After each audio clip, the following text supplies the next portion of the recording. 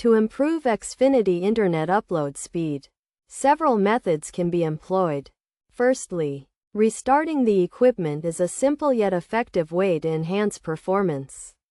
Regularly restarting the router, modem, or gateway allows the device to update its software, which can help optimize speed and connection.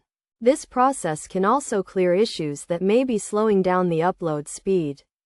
To restart the equipment, unplug the router and modem, or turn them off. Wait for 10 seconds, and then turn them back on, giving the modem time to establish an internet connection before turning the router back on.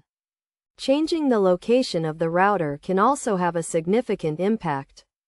Placing the router in a central location, close to the device, is crucial for establishing a good connection. It is essential to avoid placing the router near walls or inside a cabinet, as this can hinder the network's performance. If multiple devices are accessing the Wi-Fi network simultaneously, considering an upgrade to a higher speed tier may be necessary.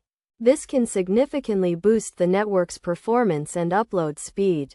Checking the available upgrade options and selecting one that suits specific needs can be done by visiting the Xfinity website. By implementing these methods, it is possible to improve Xfinity internet upload speed and enhance overall network performance.